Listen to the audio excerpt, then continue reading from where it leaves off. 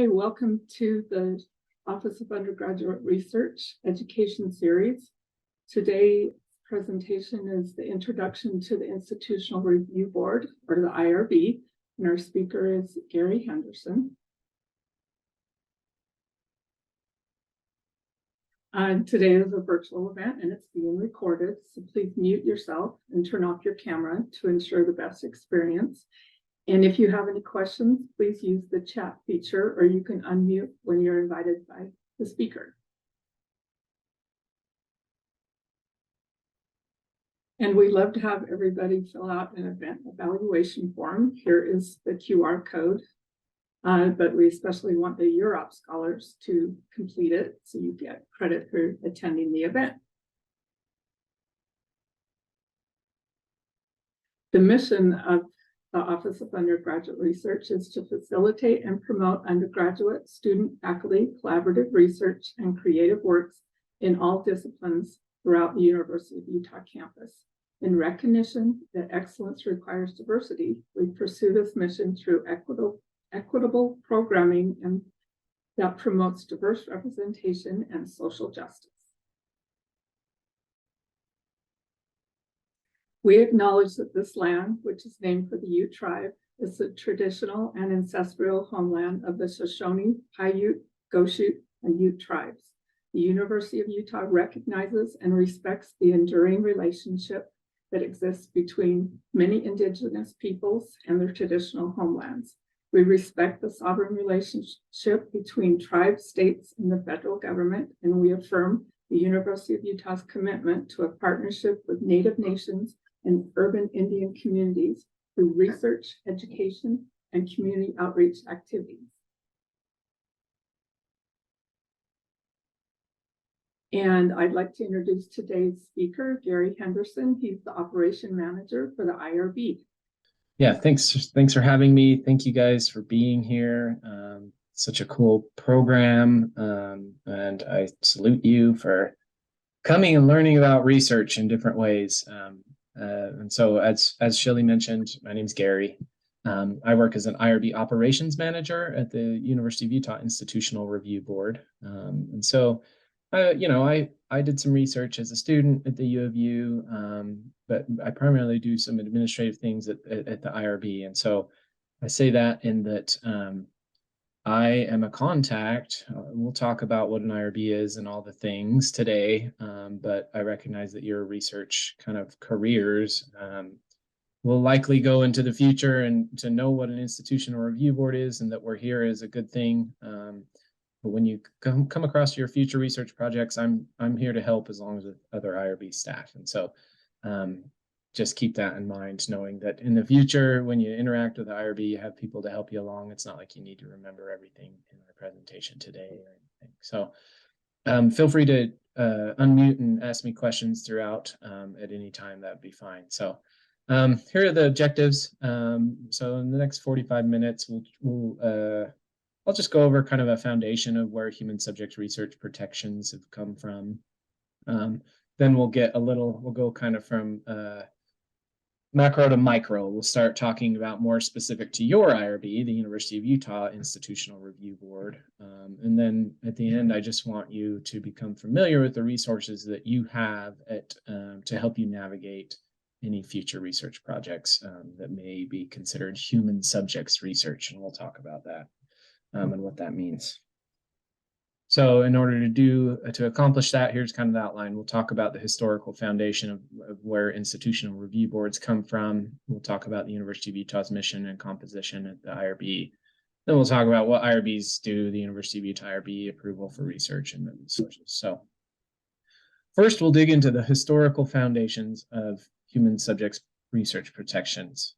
This can be a little depressing, so I apologize for that, but I think it's important to understand kind of the time frame and where we got to here to really understand kind of why we have an ethics review committee for research on human subjects. And so this slide is supposed to represent kind of some main, I guess you'd say along the top of the slide is representing some main policies or declarations, kind of like things that have shaped our IRBs now. And the bottom line is some key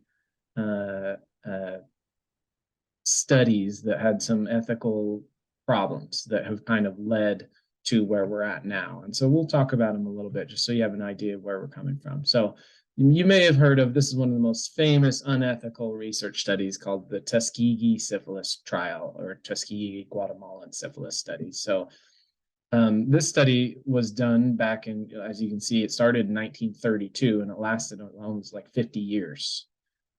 It was done by the U.S. Public Health Service, which is a lot of the reason why this is such a landmark unethical case of research, is it's done by the government. And really, they just wanted to figure out how to treat syphilis and observe how syphilis.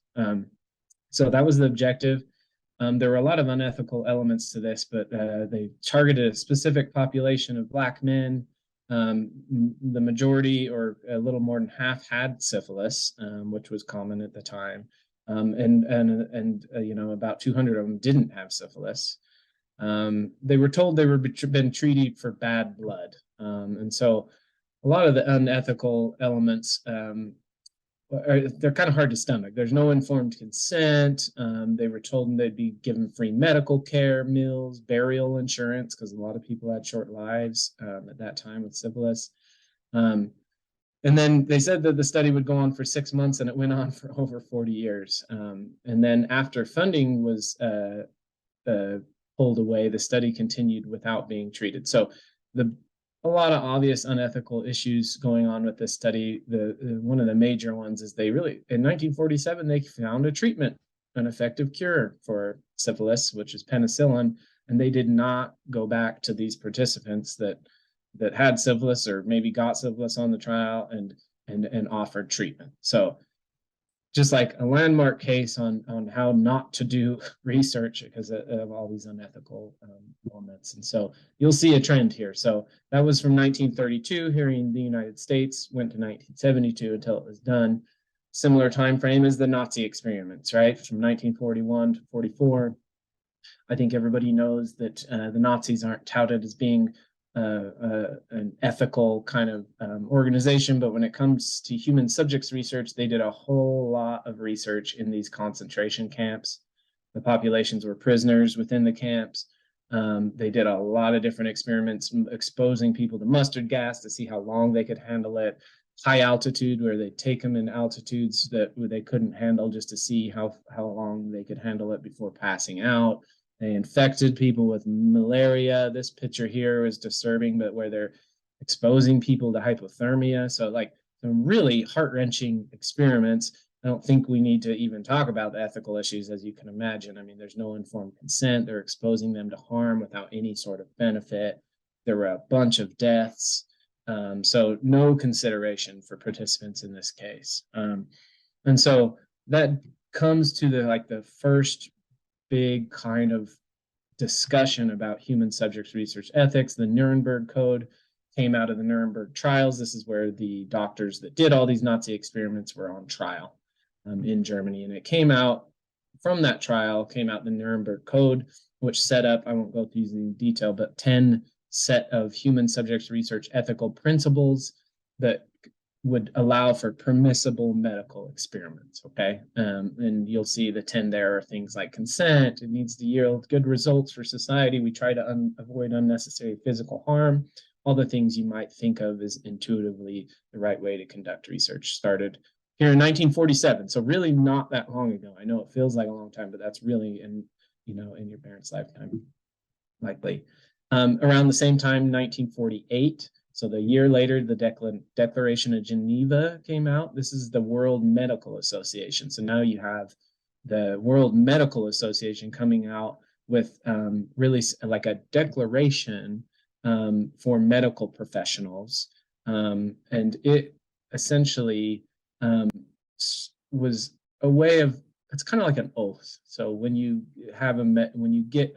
become a doctor, you take an oath to basically have ethical and humanitarian goals. It's kind of a larger, not a set of like regulations, but more of just like a commitment to being ethical in your practice. 1948, same time, this is the United Nations General Assembly.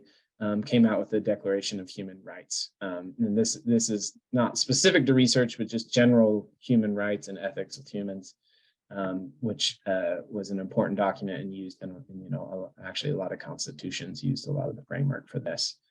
But we still had some unethical studies going on. So in the 1960s, the tea room trade study, this is an example of a PhD person here in the United States that wanted to know more about homosexual behavior in public toilets and just didn't act like a researcher, act like an observer, anonymously observed behavior, followed up to, I think if I remember correctly, they followed people to their houses, knocked on the door, and act as if they were a public health worker to ask questions to try to get data on this kind of research. So maybe less egregious than basically killing people, but still a lot of unethical elements going on. And then 1964, we had the Declaration of Helsinki. Again, this is the World Medical Association. They went from having an oath for being a doctor to now a set of ethical principles regarding the experimentation in the medical community. So really, this is a cornerstone document of research ethics. So now we're getting a little more specific about human subjects research ethics. And this idea of people have the individual right to make their own decisions about research participation. But the studies that are unethical continue. There's the San Antonio contraceptive study. They wanted to study birth control in San Antonio, and they had a population of 76 Hispanic women seeking contraceptives, but it was a double-blind trial giving placebo, and they switched in between. So what that means, as you might know, is that they didn't know whether they actually had contraception or placebo. And eventually everybody at some point were on the placebo and didn't know. So clearly 10 women became pregnant without knowing why necessarily.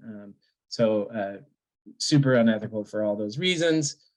I think you get the trend here. The Willowbeck experiments in the 70s was done in a mentally disabled children's school, where hepatitis was kind of rampant, and they knew that kids would probably get hepatitis because of how close the quarters were, but they decided they wanted to study it.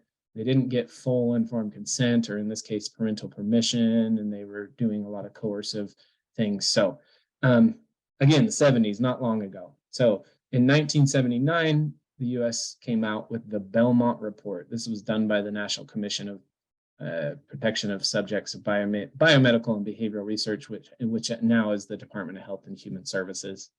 And this was an ethical document. This was really solidifying ethical principles and guidelines for the protection of human subjects in the United States. So this, to this day, is the ethical framework for IRBs. So 1979, it's 3 fundamental principles we'll talk about. They remain the 3 fundamental principles of what dictate ethical human subjects research, and institutional review boards talk about them to this day. So that's kind of a long-winded way of saying unethical research happens. It happens right in our front door. It's not just the Nazis, and this is why IRBs exist to this day. So now I'll talk a little bit about what the mission and composition of the IRB is, and I think you'll see that a lot of what we do is tied back to some of these ethical principles of the Belmont Report. So here they are. Here are the 3 of them. A lot of these seem pretty intuitive, at least to me, but it's nice to have principles and a framework for people to work off of. So the first one is respect for persons. This is the idea that people have their own autonomy over they want to be in research, right? The idea of getting full informed consent to be in a study. Then there's this idea of beneficence, meaning we want to maximize the benefit of research and reduce the risks. So we'll talk about that a little more, and that almost all research has some sort of risk, but as long as it has a benefit that's somewhere along that lines, then we consider it ethical.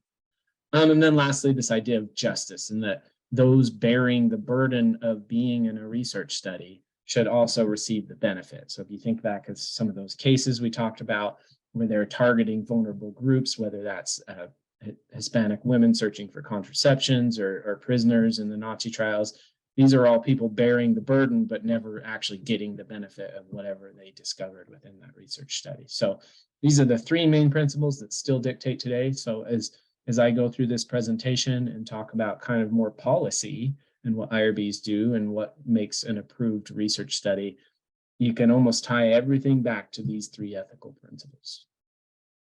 So there's this ethical framework that human IRBs across the nation run by, but really it's also a regulatory framework. And the main one is called the Common Rule. And this is the Department of Health and Human Services. This is a federal policy on how human subjects research needs to be conducted in the United States. This is what IRBs operate off of, this regulatory foundation. But there are other ones. I think you've all heard of the FDA. They regulate research on drugs, devices, and food.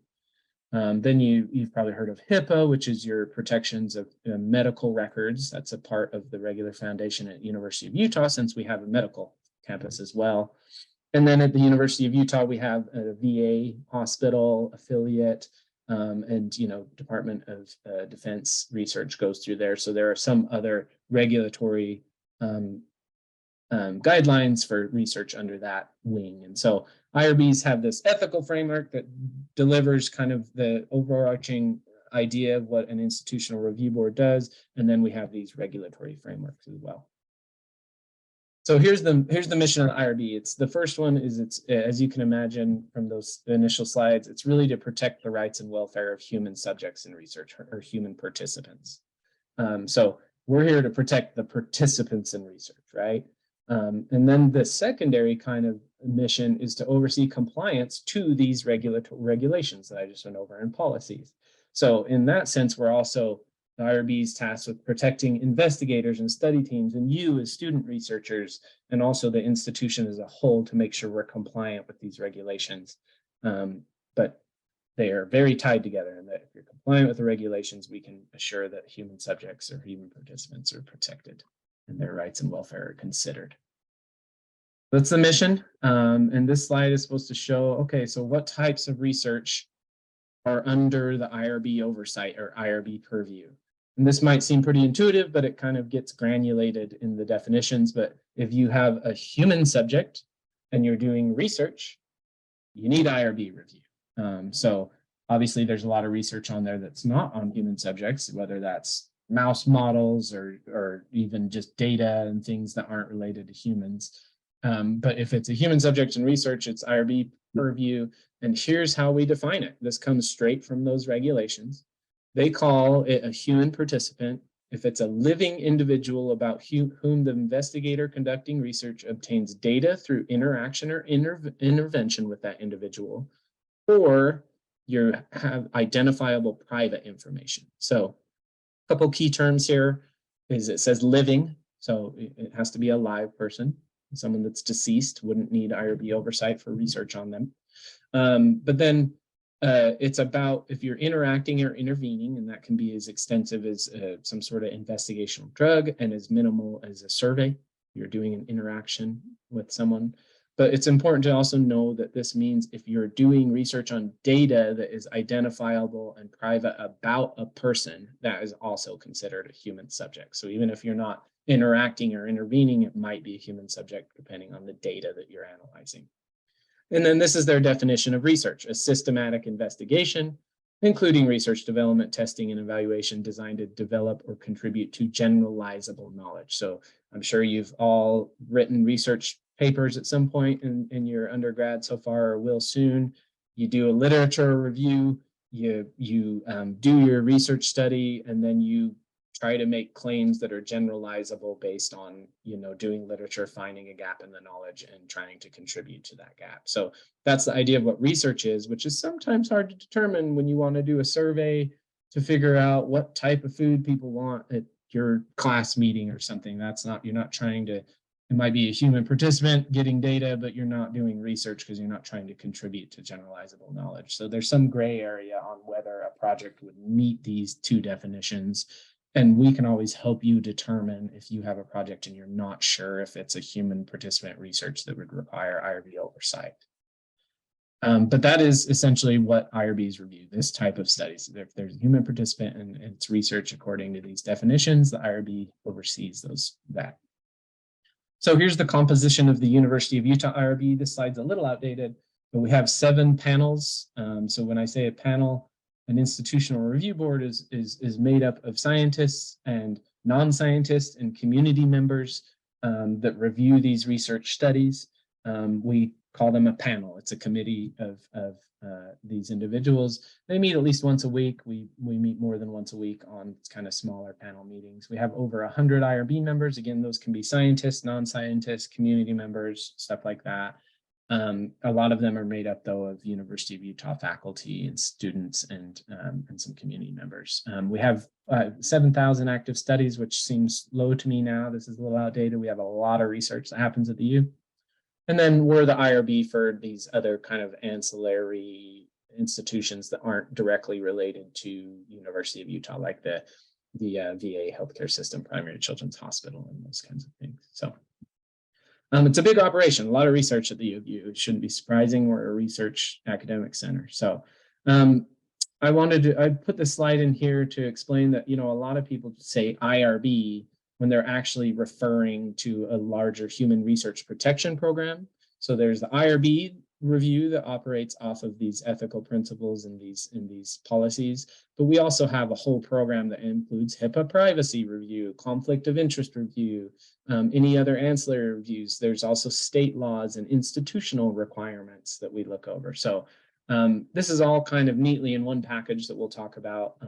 So when you interact and need IRB approval, like people say, you really need approval from any of these human research protection program elements that are relevant to your research. And we centralize that all through one system, and we'll talk about that. I ended up throwing this slide in there because I wanted to make it clear that IRBs, or human research protection programs, are institutional specific. So the University of Utah, we have an IRB, and we are responsible for overseeing research that's done by University of Utah affiliates, meaning you as University of Utah students, if you do research as a U of U student, we are your institutional review board. Same with faculty, same with staff. But you might collaborate on a study that involves someone that's not a part of the University of Utah. They might be a BYU person, or maybe they don't work at an academic institution. They just work at a hospital, or they're just not even affiliated with an institution. It's important to know that the University of Utah IRB oversees our affiliates, not your collaborators. So if you collaborate with someone at a different institution, they're responsible for getting IRB approval through their own institution. So it's related to your affiliation with the University of Utah. So all academic centers have an IRB. Larger hospital systems like Intermountain Healthcare, they have their own IRB, things like that. So now we'll kind of shift gears a little bit. So we talked about the framework, what IRBs are, where that comes from, talked about the University of Utah IRB, kind of what that operation is. Now we'll talk about the criteria for IRB approval. So you don't have to remember this. We're going to help you get IRB approval no matter what. But just for your knowledge, here's what IRBs consider for approving a study. So this first slide is saying, based on this definition of human subjects research, here are the type of projects we see. We see a ton of survey, interviews, focus group type studies. I'm imagining you at some point in your research careers, you'll do some studies like that. But here's a list of all of them. The ones I highlighted here are the most common. Secondary data analysis. Nowadays, we have so much data out there that a lot of people are doing research on data that was collected for non-research reasons, but now they want to analyze it for some research aim. A lot of program evaluation, experimental educational initiatives, things like that. These are the highlighted ones, are the most common ones we see from student projects, but we are also doing a lot of medical research on our campus and things like that. So that's the types of research. Here are what the policy says, the criteria for approval. So we'll talk about these in a little more detail. I'll skim through them a little bit because you don't need to worry too much about this. We help you make sure these are all covered when you submit to the IRB. So the IRB makes sure risks are minimized. Again, that goes back to those ethical principles. Whatever the risks are we minimizing and making sure we're not exposing people to unnecessary risk? We'll talk about that a little bit. And then, is the risk ratio reasonable? Is the benefit of the research equivalent or similar in the range of the risks of the research? Is the selection of participants equitable? Are we excluding people that might benefit from the research, or are we including people that might be included just for convenience and not for any other reason? Informed consent, making sure it's obtained. Is it obtained, and then is it documented appropriately? And then, you know, with data is about people needs to be monitored for safety of participants, and privacy and confidentiality of their data or their research is important. And then if there's any vulnerable populations, are they protected? We'll talk about what that means a little bit. So when assessing risk, this is what IRBs do.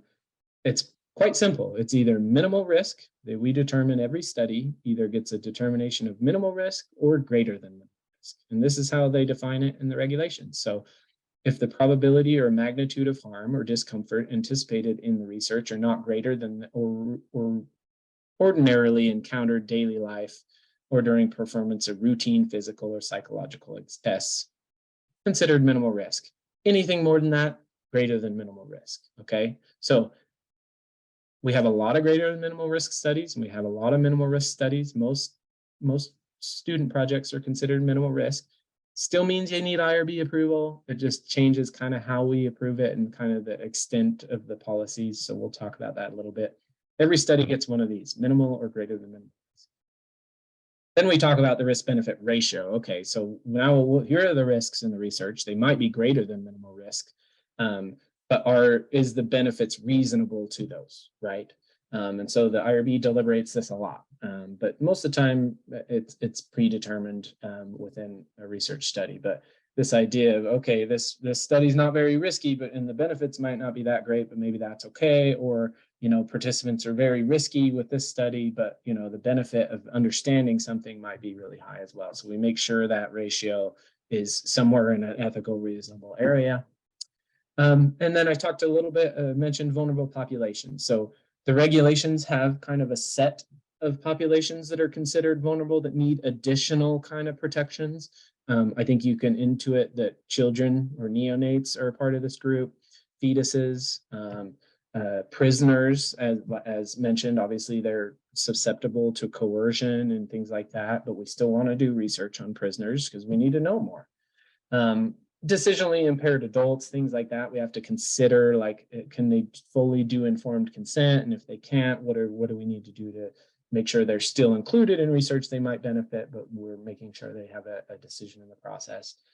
And then other things like socioeconomically disadvantaged populations, you know, it's not written in the regulations, but, you know, at a University of Utah, students are considered a vulnerable population, and that you might be, you know, you might be able to be feeling a little coerced to be in a research study if your professor's running it or something like that. And so we consider that, you know, maybe not a large vulnerability to coercion, but enough that we add some additional kind of protections to make sure there's no coercion or undue influence for these types of populations in research studies.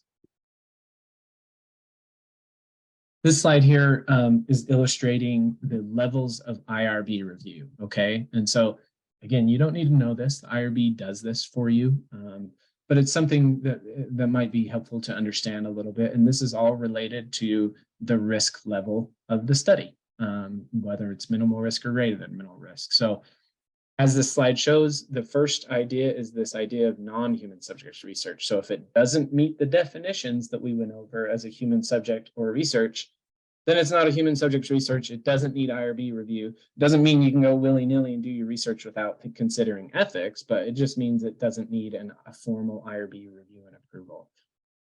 We have an application at the University of Utah where if you don't know, but you think it's non-human subjects research, we can give you an official determination that says, hey, you know what, you don't need IRB review. This is non-human subjects research. Anything from that depends on the risk. So this in the middle here, any study that is considered minimal risk can go through either what's called exemption review. I don't love the term there. That term comes from the regulations because it almost sounds like you're exempt from review, but it's not true. We'll talk a little bit about what exemption review means. It just means kind of a simpler review process. Expedited review, again, the term makes it sound like it's real fast, but that's not what it means. It's just, it just means a kind of a step up from exemption review. We reviewed a little more detail. And then there are some minimal risk studies that go to this full IRB panel convened board review. But anything that's considered greater than minimal risk, it goes to a full panel of scientists, non-scientists, community members to review. So most of student projects and things that you might be involved in will probably land in this minimal risk exemption or expedited review category, which just means your IRB review is a little less extensive and you're not required to do as many elements in, say, informed consent or things like that. So the IRB will help you, and you don't make this call, the IRB does. You just submit an IRB application to us and we'll tell you if it qualifies for exemption review. We'll tell you what risk level it is. So you don't have to think about this too much. We'll do it for you, but this shows a little behind the curtains of what IRBs are doing. Okay, yeah, so a few years ago, I've been giving this presentation in this group for a while. We decided it might be good to talk a little about recruitment and the consent process, because this is something that can be kind of daunting when you're doing your first research study. So we're shifting gears a little bit here, just talking about what recruitment and consent process might look like. So the most common recruitment methods are listed here, right? The biggest one's in person, right? You literally go ask someone to be in your research study. That can be like you're targeting a specific population or person, or you're just going to a farmer's market or something and trying to get people to fill out a survey, right? That's the most common in-person recruitment. There's recruitment letters. You can send letters to people if you have a database of people that you want to invite to your research study. A lot of people do advertising now. You've probably seen advertising for research studies on the TV or on a lot of social media channels. That's pretty popular now. A way of getting people to think about being in a research study. And then, of course, telephone calls is still a thing. The University of Utah has a policy that you can't cold call people in a medical setting because, the HIPAA privacy laws are kind of being impacted there. But if it's not in a medical setting, you're not calling someone saying, hey, you have disease X, you might be enrolled in my study. If it's not that kind of situation, you can call people if it's related to their career or position, or you're doing a study about leaders in the government and their numbers public and you want to call them something like that. So these are the most common research methods that you can think about when designing your research project. And then the informed consent process, or I should say getting informed consent is a process, right? So we don't expect this to just be like clicking a button. It's an active process talking to people. Now, some studies don't require a face-to-face conversation, right? You've probably maybe been involved in surveys where you get a consent document that talks about the research study, and just by doing the survey, you're consenting to be in the study. That's a form of consent that's maybe not, the process isn't outlined deeply, but that's usually for very minimal risk studies. So it's just important to know that it's a process, it's not just a document, but we also have you document it, right? It's important to document that they agreed to be in the study.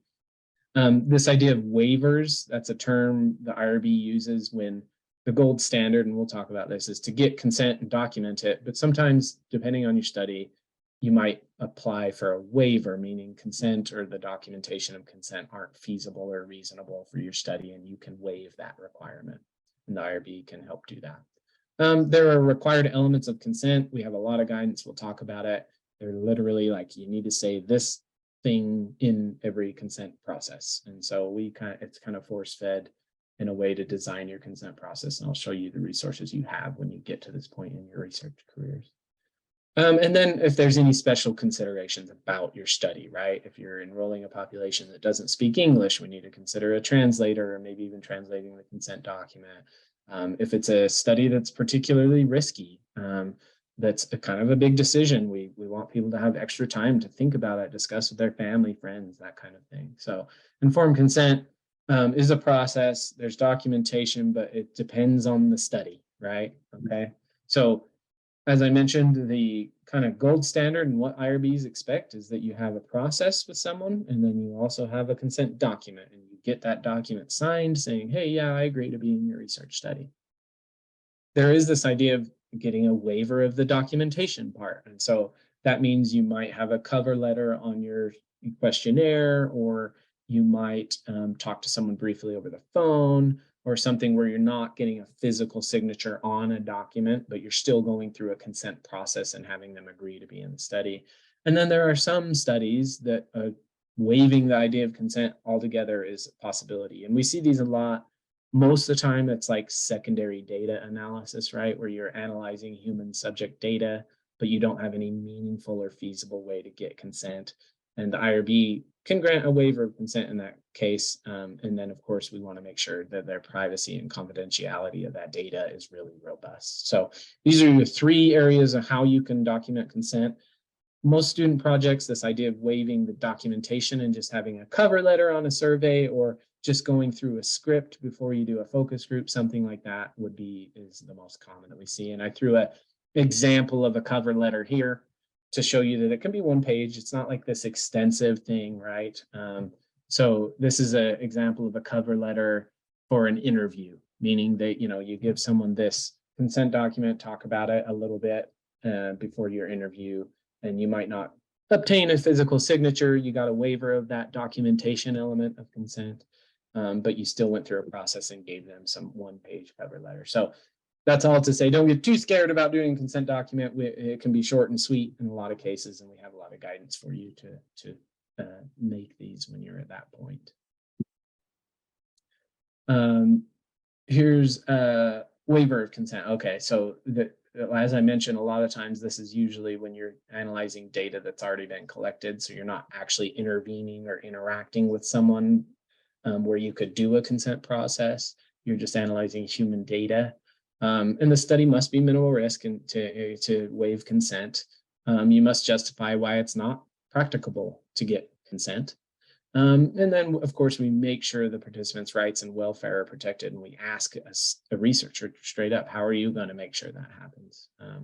And then there's this idea of like, are you giving results back to participants? Because that might be weird, right? You did research and you didn't get consent from me. Why are you giving me the results? But maybe it's right to give them back. And those are things to consider when we grant these waivers of consent altogether. But again, the standard for most of the research you'll be in, either you do a full consent process and document, or you do something like this cover letter where it's brief and short. We have a lot of guidance. So this is kind of coming to the end of talking about informed consent. Just know that when you get to this point on any of your research studies, we have guidance separated in the process and the document. Okay, so within the process, we have consent process checklists, meaning like when you start describing your consent process, we have a checklist. Did you cover this, this, this? So you can think about every detail that the IRB might want. And then we have models where it's like, hey, here's a consent process that someone else did for a similar study. You can kind of mimic that. So we have this all on our website. And it's the same for the document. We have a checklist that says, when you write your consent document, did it cover all the elements? You can just check them off. And then we have models that you can copy and paste the language and just adjust to your research study. And so we have a lot of resources for you to design a consent process and document, okay? I think this slide is a video. Yeah, it just shows you this is our website. And if you go to the consent guidance, this is how it's separated, right? So you got a consent process checklist, and it'll talk to you in detail if you want to go into each element that's required, and look at the discussion and regulatory references. A lot of information. And so you can kind of click through what's needed. And then, of course, you can do that for the document as well. And then lastly, I'll talk about translations, because this got brought up a few times in previous times we've talked to this group of students. So translations. Sometimes students are going to enroll people that don't speak English, but we don't have the means and stuff to translate a full document. We have what's called a short form. And what this means is if you have someone that can speak the language, in Utah, it's usually Spanish, right? If you have someone that can speak Spanish, you can use an English consent form to discuss the study with them. And then you use what's called a short form to document that they agree to be in the study, where you don't have to translate the full consent form into Spanish. So you're, in a way, documenting that we're using an English form, but we discussed it to them in a language that they understand. And the short form is a way for them. They look at it and it says things like, did they discuss the purpose of the research in Spanish, so that they know what they're signing for. So we have short forms available for your use if you need to translate consent in a different language. We have a huge library that does any language, a lot of languages I didn't even know existed, but obviously the Spanish speaking one's the most prevalent in our community. Okay, so that's kind of the gist. I'm going to now talk to you about resources. So obviously we talked a little about informed consent resources already, but I want to let you know what you have, because this can kind of be a daunting thing dealing with the IRB the first time you do it. And it does, you know, we get a lot of correspondence. You know, a lot of people think of us as like a red tape, right? Obviously people want to do ethical research, but you know, when you need IRB approval, sometimes it can feel like, oh, got to go through this whole rigmarole. And it's slightly true, but we have a lot of resources to help. And so I want to go over those now so you can think about it when you get to the point that you might need IRB approval. And the biggest one is our system for taking in applications and going through all those human research protection program elements, including the IRB review. It's all within one centralized system called ERICA. I always forget what it even stands for, but it stands for Electronic Research Integrity Compliance Administration System. You can see why we gave it the name ERICA. So ERICA is the system. It is a smart form. So we do a lot of different types of research at the U of U. And so the system is meant to capture all research that happens at the U of U. But as you answer questions within an application system, it is a smart form and will hopefully only generate the questions that apply to your research study.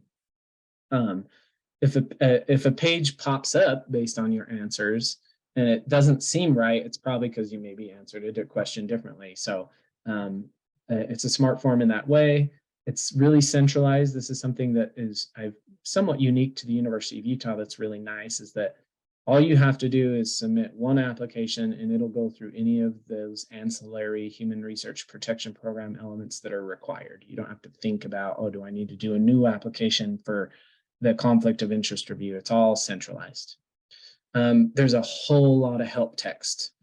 So as you're answering the questions, and I remember filling an IRB application out when I was a grad student, and I didn't know how to answer a lot of the questions. I didn't know what the IRB was getting at.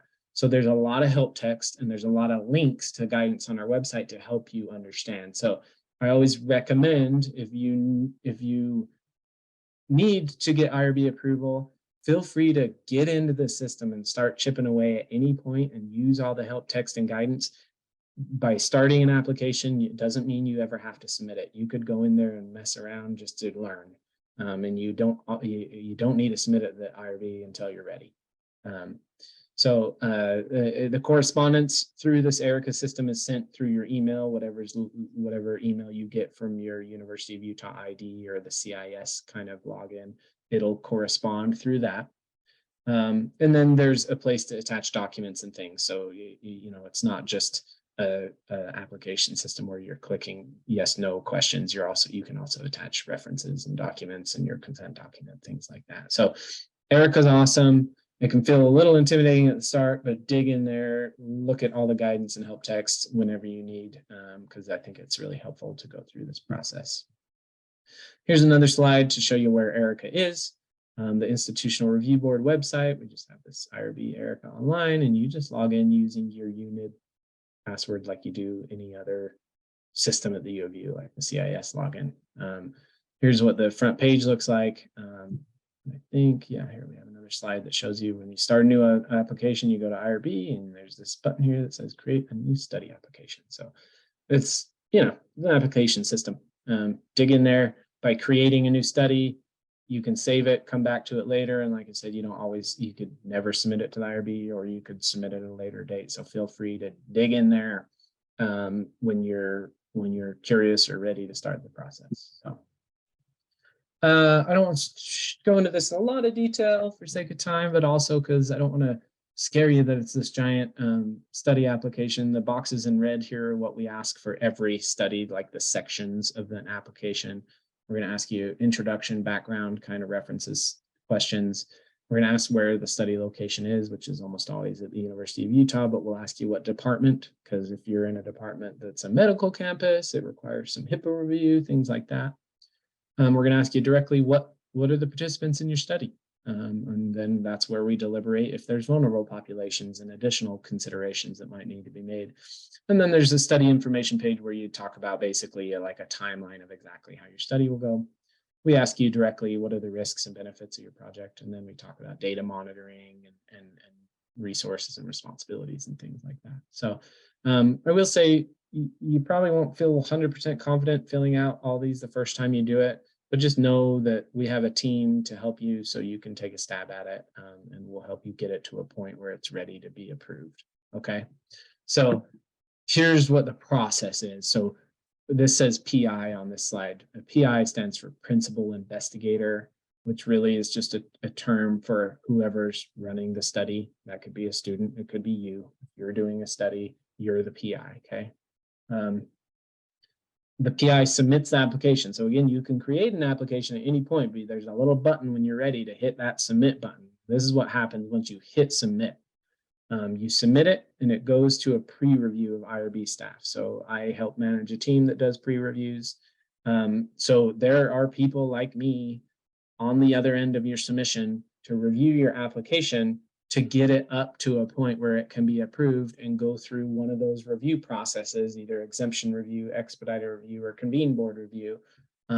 We're here to help you. So no matter how good the researcher is, there's always things to get better at this pre-review phase. So you're likely to get correspondence saying, hey, you may have answered this question wrong, or hey, we need you to add this to the consent document, or I recommend, you know, changing your answer here, or revising this, right? So we have a staff here to help you get your study ready to be approved or reviewed. And we do that, and we also give it a preliminary risk assessment. Is it minimal? Is it greater than minimal risk? Usually the IRB staff does that. There are some studies that kind of are somewhere in between, and we lean on that board review to tell us the final risk profile. But we give it a preliminary risk, and that determines whether it goes, what review cycle it goes through, and it goes to board, right? And it might be that the board has additional changes that we didn't catch at pre-review, or that they think is additionally important, and there's a back and forth. So here's the review process. The one big takeaway I think I would say is that we don't disapprove research, okay? So throughout all these phases, we're helping it get to a point where it's approvable. So just know that we're on your side. We're not here to say, slap your hand and say you didn't do it right, you don't get to do your study. We're here to help you get to an approval point. This IRB review timelines are so hard to judge. We get so many questions about how long is it going to take me to get approval to do my study. Mostly with students, you're pulling up against paper deadlines and semester deadlines and stuff like that. So so just know that this is a general idea, but if you look at this new study, right, we have different types of applications. But when you're thinking of a new study, when you hit that submit button, we try to get to the pre-review and get back to you any changes that are needed within 2 weeks, okay? And then it's in your court as the principal investigator or study team to submit those revisions back. But once it's ready to go through a board review, or if it's not a full board review, an exemption or expedited review, that usually takes anywhere between 2 to 4 weeks, okay? And then the final processing a week. So it's all to say it takes about a month or 2 months. I would say a student project that's maybe minimal risk usually is on the 1 month side of that, because it's a little less extensive of a review. But just start early, right? As soon as you know, just start the process early. Also, if you have a deadline and you're worried about this, submit your application, reach out to us via email or phone call. Let us know that you're hoping to get it reviewed in a quicker timeline. We do what we can to help you, right? We understand that you're under some time constraints, but I hope the big takeaway today is that when you need IRB approval or you think you do, get started in the process early, because it'll do you a favor down the road, okay? So that's it. Here's kind of a list of all the resources. Our website has a ton of information. It can be overwhelming sometimes, and so that's why I say, like, get into the Erica system, because it'll link you to the relevant stuff that you need to know. But you can just go look around our website. Ton of information. Through my years, I've realized that our IRB website is really good, and that a lot of other IRBs across the nation kind of just use it to mimic their own kind of policies and guidances and stuff. So it's a great resource for you guys. The Erica online system, like I said, we're people at the IRB. We are not just a software. So a bunch of people here to help. Email us, call us. And then there's also what's called RED, classes, Research Education Department, maybe, I can't remember what it stands for, but basically there's a lot of classes like this one that we're talking about today, but in more detail. If you need to understand IRB applications in a lot of detail, or even specific sections of the application in more detail, they have classes. A lot of them were in person in the past, but now a lot of them have been turned into on-demand stuff you can do online, right? So a lot of resources for you guys when you're ready to do any human subjects research. You've got it. And there's our website, there's our phone number, and there's the email address. You're always welcome to email me with questions. You'll find that on our website, Gary Henderson. And I am happy to help. So with that, I'm happy to take any questions you have now, recognizing that most likely your questions get developed as you start your your human subjects research project. So any questions for me now?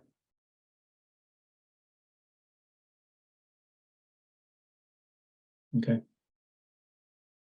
Well, thanks for being here. Thanks for being interested in research as undergrads. I think it's awesome. Yeah, Shelley, I will send you these slides so you have them. And then feel free to distribute my contact information to any students that need it. Thank you, guys. Thank you, Gary, for this great presentation. It's very informative.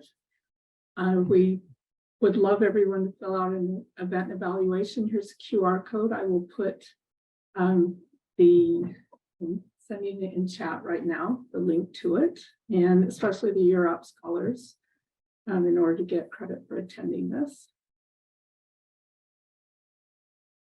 And we just want to remind you, the Office of Undergraduate Research, we're here Monday through Friday, 8 to 5. You can find more information at our.utah.edu or email us at our@utah.edu. Thank you very much.